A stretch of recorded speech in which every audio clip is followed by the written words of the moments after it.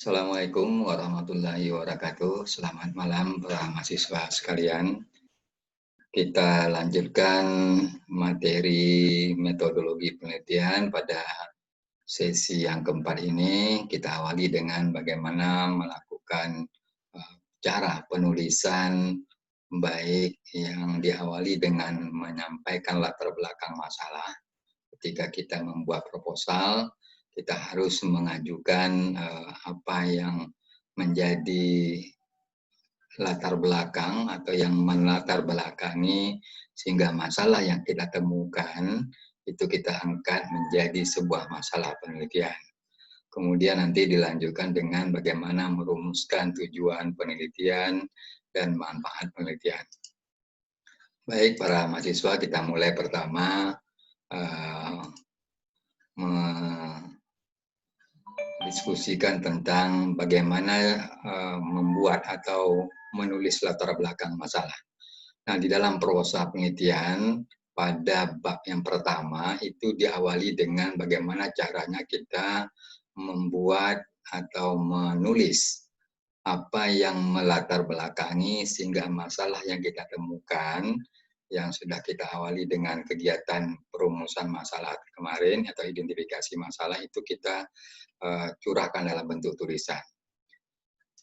Nah, yang pertama yang harus kita pahami bahwa di dalam menulis latar belakang masalah, yaitu kita akan mengemukakan dengan jelas, kemudian nanti didukung dengan data yang berbicara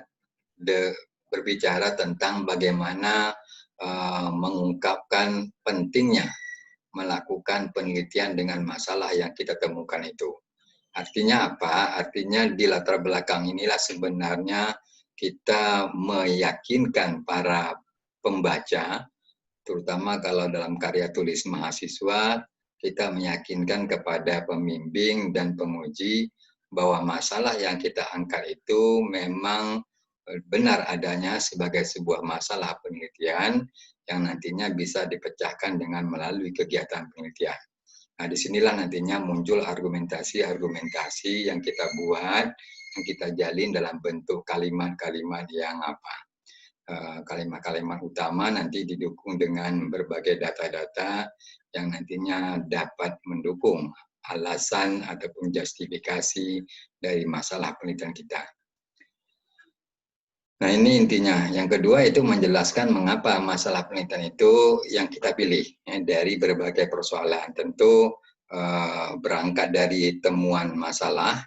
Nah, masalah itu selalu relevan dengan bidang ilmu kita.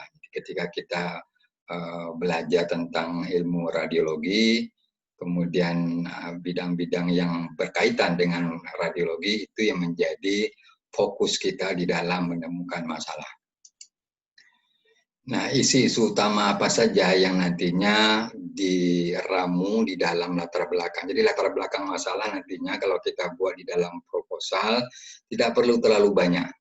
Paling banyak 3 halaman sudah cukup. Karena terlalu banyak kita menulis apa yang melatar belakangi sehingga kita tertarik dengan masalah ini untuk diangkat.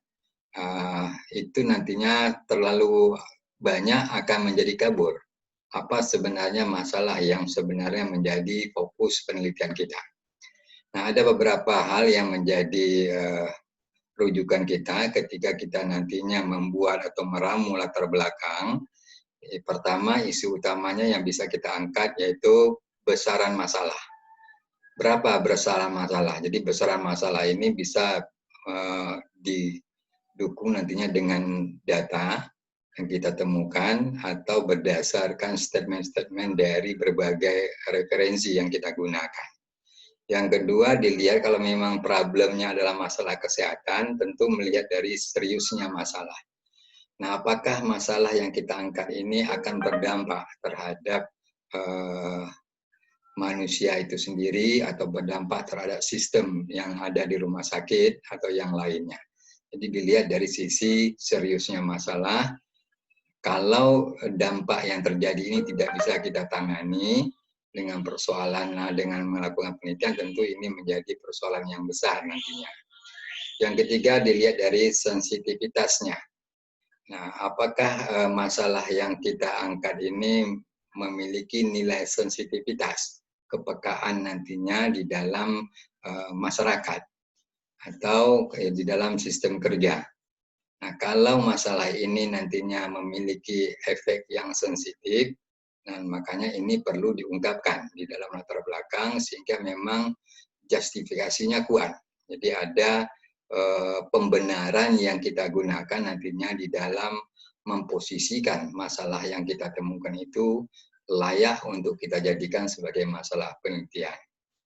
Yang keempat, isu yang bisa kita angkat di dalam latar belakang nanti adalah relevansi masalah. Nah, masalah yang kita angkat tentu harus relevan dengan bidang ilmu yang kita pelajari. Bisa juga dia relevan dengan persoalan kekinian. Jadi isu-isu yang kita angkat atau masalah yang kita temukan itu masih menjadi persoalan pada saat ini. Bukan masalah masa lalu. Itu dari sisi relevansi. Yang kelima, dilihat dari sisi visibilitas. Jadi bisa juga kita ungkapkan nantinya di latar belakang masalah persoalan visibilitas. Visibilitas tentu terkait dengan kemampu laksanaan kita. Visible lah masalah ini kita angkat dari sisi biaya yang akan kita tanggung, dari sisi waktu yang akan kita gunakan, dan dari sisi tenaga yang akan kita kerjakan. Terlebih-lebih dari sisi kemampuan dari si peneliti itu sendiri. Jadi visibilitas ini menjadi faktor kunci juga. Jadi kita bisa ungkapkan nantinya di latar belakang dari aspek visibility, dari aspek relevansi masalahnya, kemudian dari seriusnya masalah, atau dari besarnya masalah. Sehingga masalah ini bisa dan layak untuk kita angkat menjadi sebuah masalah penelitian. Nah, itu tujuan dari latar belakang masalah. Jadi sub pokok bahasan pertama atau sub babnya itu adalah latar belakang untuk mengantarkan kita bahwa masalah yang kita temukan betul-betul layak menjadi sebuah masalah penelitian dan harus dilakukan pemecahannya dengan melalui kegiatan penelitian. Kemudian yang berikutnya ini gambaran proporsi bagaimana kita menggambarkan nantinya di latar belakang. Ada dua hal yang di latar belakang yang selalu diungkapkan orang. Pertama, yang dituangkan di dalam latar belakang dari sisi data, kemudian dari sisi substansi masalah yang akan kita angkat. Nah, data, Anda bisa lihat, data ini dia berbentuk piramid. Tapi substansinya dia berbentuk piramid terbalik. Nah, di dalam pengungkapan latar belakang, ini kita kombinasikan nantinya antara data yang kita gunakan untuk menjustifikasi masalah penelitian kita dengan substansi yang akan kita angkat. Jadi dia merupakan hubungan yang terbalik. Ya. Nah, kalau data nantinya, nah pada awal-awal paragraf pertama, kita biasanya menggambarkan data yang sifatnya global. Jadi seriusnya masalah dilihat dari aspek skopnya lebih global atau nasional. Global nasional artinya dia berbentuk kerucutnya kecil. Nah, artinya data yang kita butuhkan, datanya yang sifatnya umum saja. Gambaran satu kalimat sudah cukup untuk menggambarkan bahwa masalah ini memang merupakan masalah global atau masalah nasional. Kemudian data yang kedua kita turunkan sedikit dengan data yang berasal dari provinsi atau kabupaten. Jadi skopnya lebih kecil dari nasional. Nah, untuk yang skop lebih kecil, datanya mungkin lebih banyak kita gunakan untuk menggambarkan masalah yang kita angkat. Ke bawah lagi, kecamatan ataupun institusi. Mungkin datanya juga harus lebih banyak dari data yang kita ungkapkan di provinsi atau kabupaten. Kemudian ke bawah lagi, masyarakat yang akan kita teliti. Inilah gambaran bahwa ketika kita mengungkapkan data, semakin ke bawah, kerucutnya itu semakin banyak data yang kita butuhkan untuk menjustifikasi masalah yang kita angkat. Nah, dari sisi substansi, dia terbalik. Posisinya berbentuk piramida terbalik. Yang banyak nantinya kita ungkapkan di awal pengungkapan latar belakang adalah superficial. atau masalah-masalah yang sifatnya umum. Di persoalan yang sifatnya umum kita gambarkan dulu, kemudian makin ke bawah, makin ke halaman kedua atau ketiga atau makin ke dalam itu makin detail, makin lebih fokus ke substansi masalah yang kita ungkapkan atau masalah yang akan kita teliti.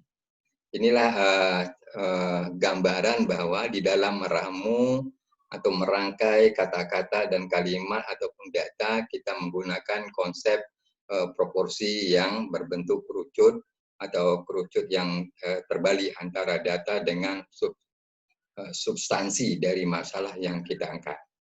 Saya rasa demikian untuk yang part pertama ini.